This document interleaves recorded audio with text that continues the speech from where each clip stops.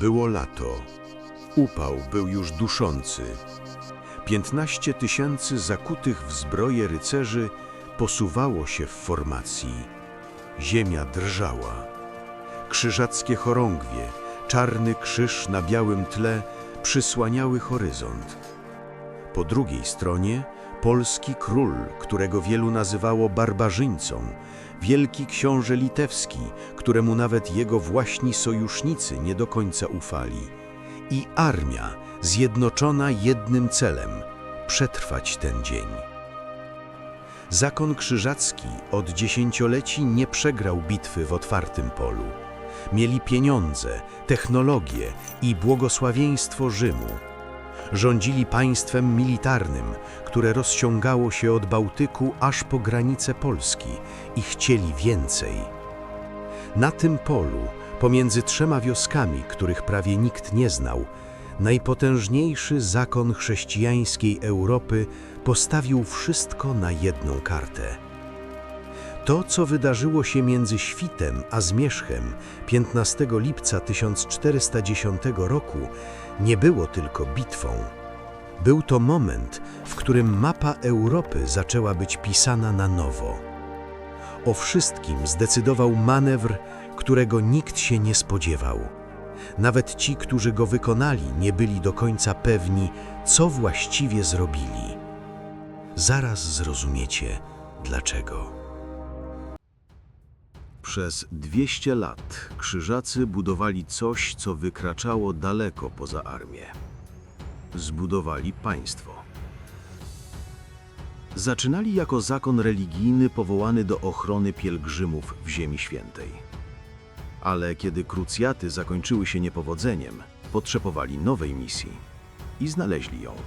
Siłowe nawracanie pogańskich ludów północnej Europy. Mieczem, ogniem, kamiennymi twierdzami, które istnieją do dziś.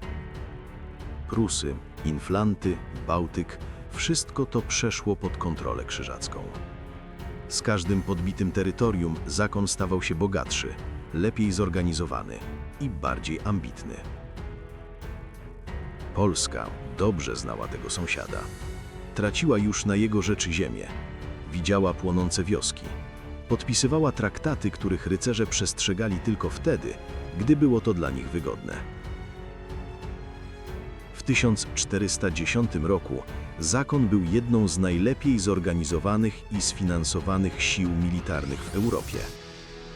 Rekrutował rycerzy z całego chrześcijaństwa, od Anglii do księstw niemieckich, ludzi, którzy przybywali walczyć z poganami ze wschodu, jak na osobistą krucjatę. Było jednak coś, czego wielki mistrz Ulrich von Jungingen źle obliczył. Polska przybędzie sama. Polacy i Litwini nie byli naturalnymi przyjaciółmi.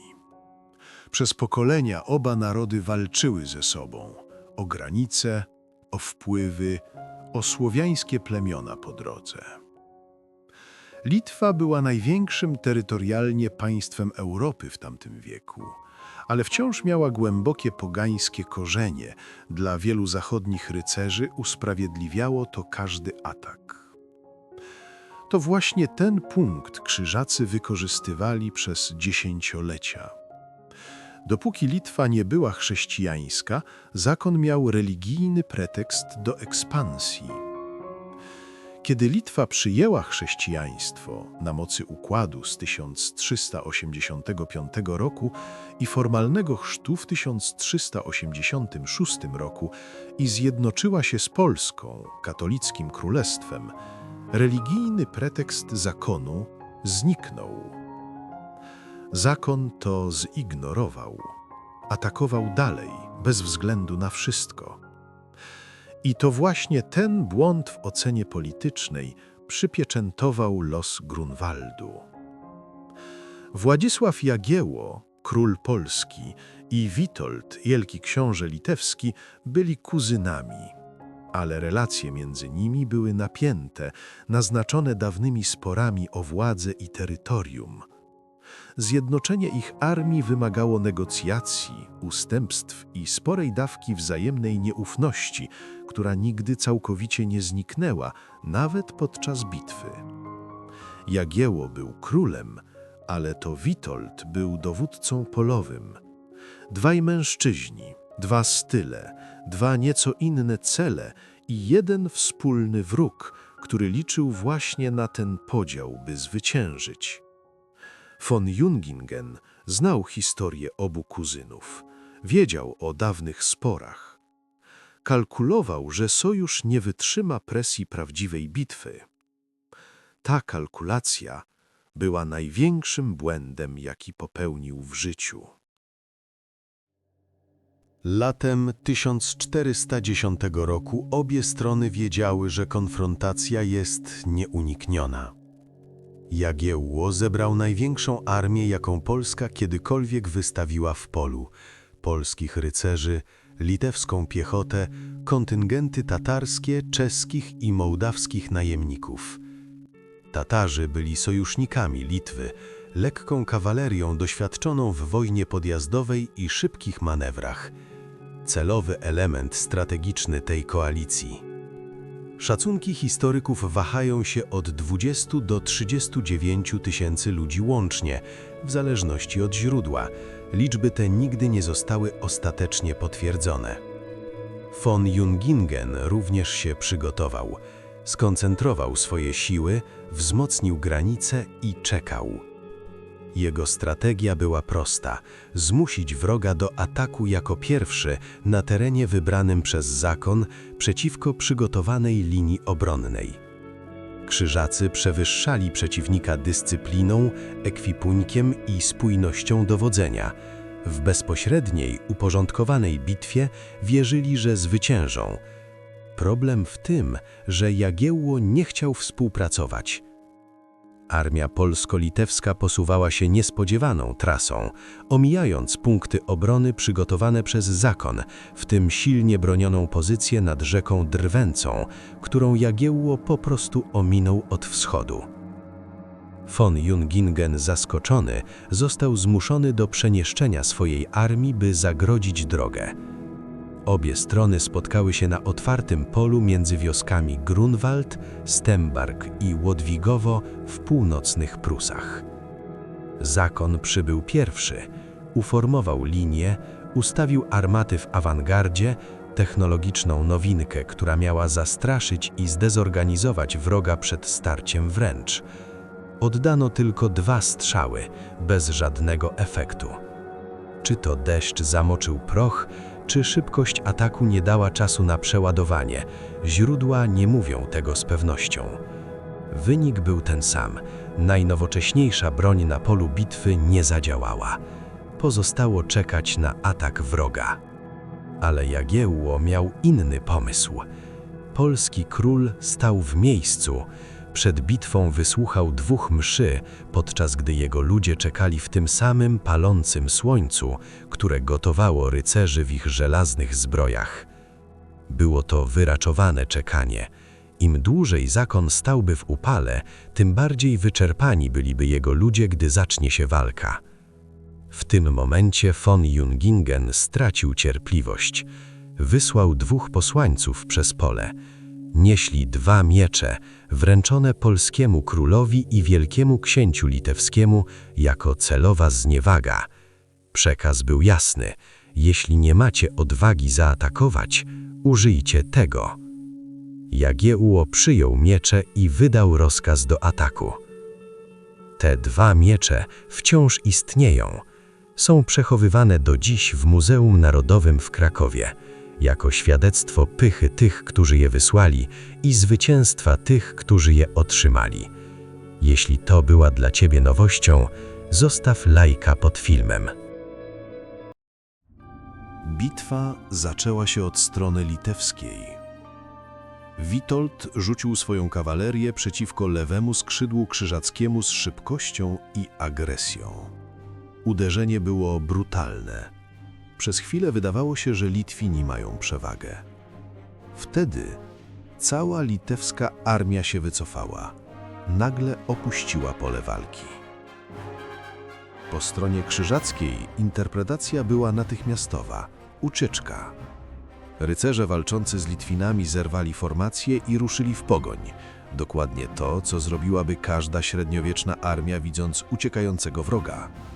Pogoń zdawała się gwarantować zwycięstwo na lewym flance jeszcze przed zakończeniem głównej bitwy. To był największy błąd tego popołudnia.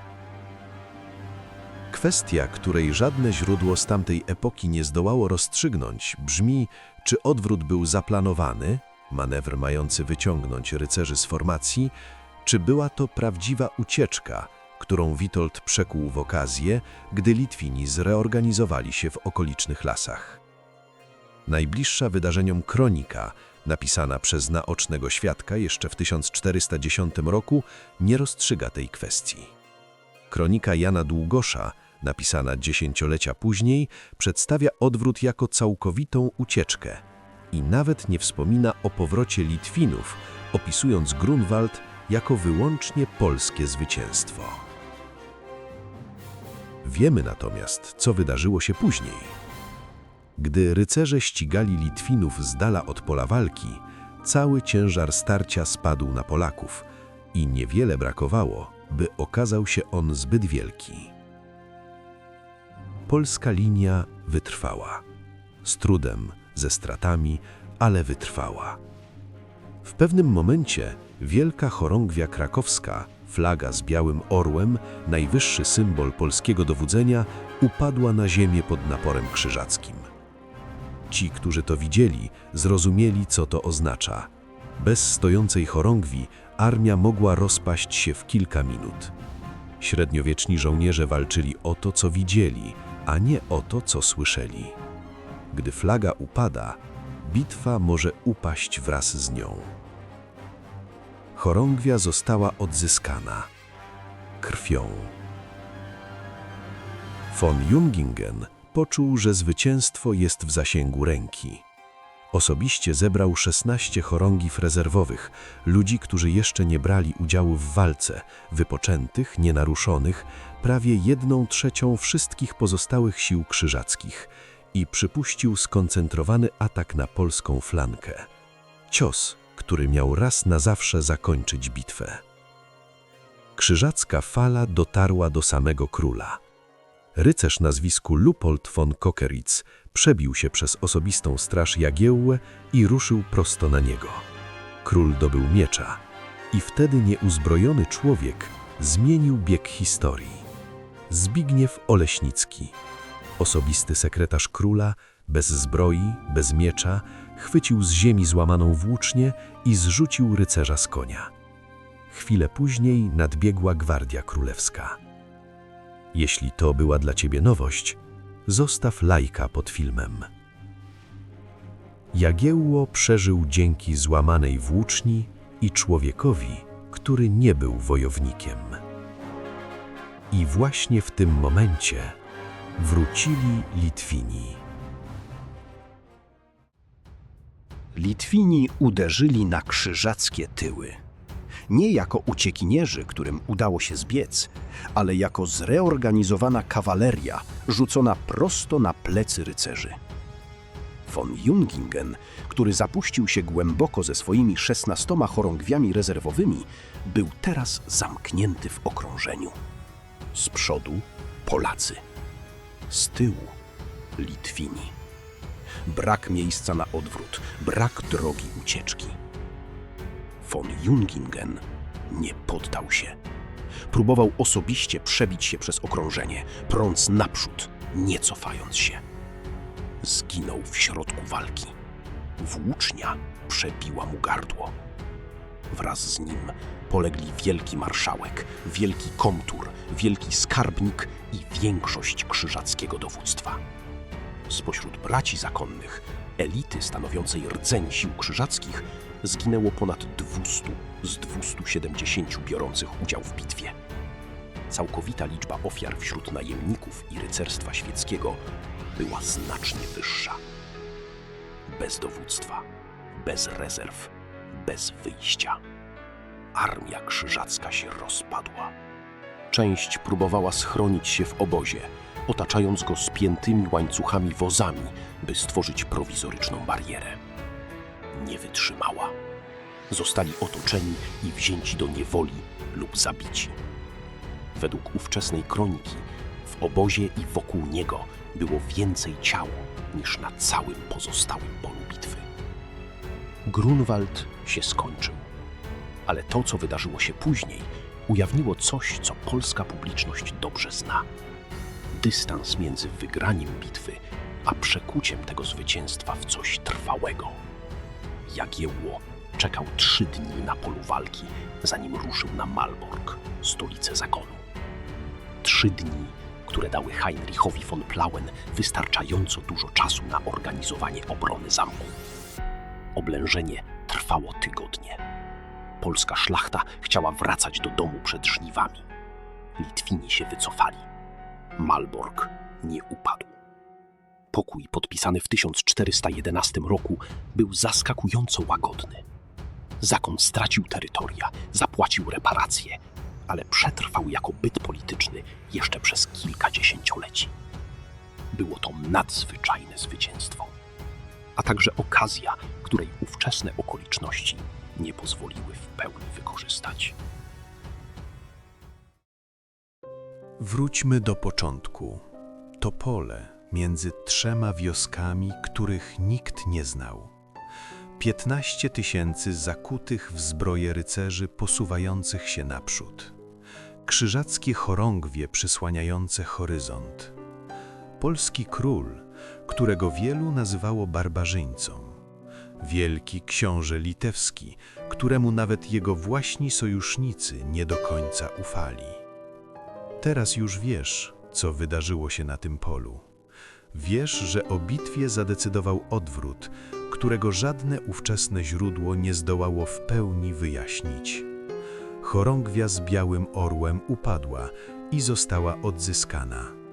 Król przeżył dzięki nieuzbrojonemu człowiekowi ze złamaną łucznią. Wielki mistrz zginął prąc naprzód, nie cofając się, bo to była jedyna rzecz, którą potrafił robić. I 2 miecze wysłane jako zniewaga są do dziś przechowywane w Krakowie. Ale Grunwald nie był przypadkiem. Był wynikiem zdolności, której żadne imperium nie zdołało zniszczyć. Zdolności do zjednoczenia się w momencie, gdy wszystko wydaje się stracone.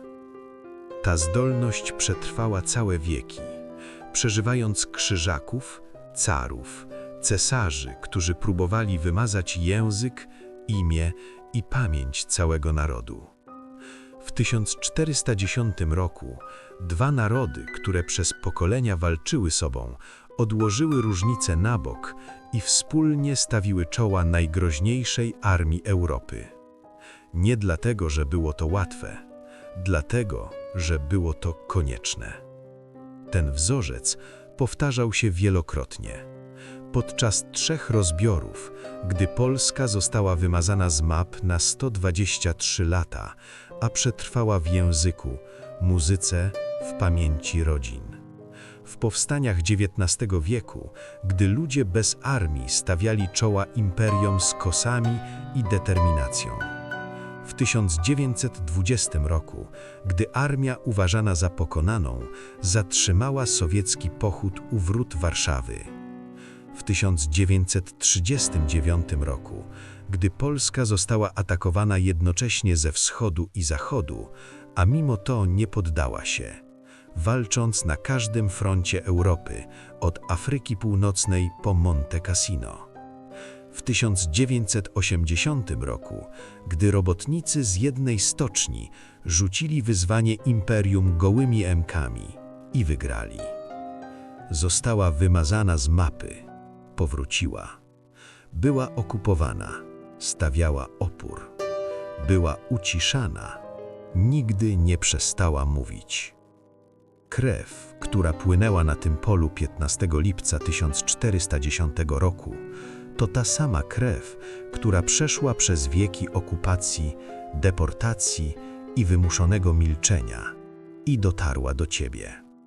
Czy to w Polsce, w Stanach Zjednoczonych, w Kanadzie, w Brazylii, w Wielkiej Brytanii, Gdziekolwiek teraz to oglądasz, jeśli jesteś polskiego pochodzenia, niesiesz dziedzictwo, którego żadne imperium nie zdołało zniszczyć. Grunwald był tylko pierwszym rozdziałem historii, która jeszcze się nie skończyła. Jeśli dotarłeś do tego miejsca, napisz w komentarzach, z jakiego miasta i z jakiego kraju oglądasz ten film. Polacy i osoby z polskiego pochodzenia są w każdym zakątku świata i chcę wiedzieć, gdzie jesteś. Ten kanał powstał, by opowiadać historię Polski bez filtrów i bez cenzury. Nie wersję, którą reżimy uznały, że powinieneś usłyszeć, ale wersję pełną. Jeśli dotarłeś do tego miejsca, zostaw lajka i zasubskrybuj kanał. Każda subskrypcja to kolejna osoba, która wybiera pełną wersję. Do zobaczenia w następnym filmie.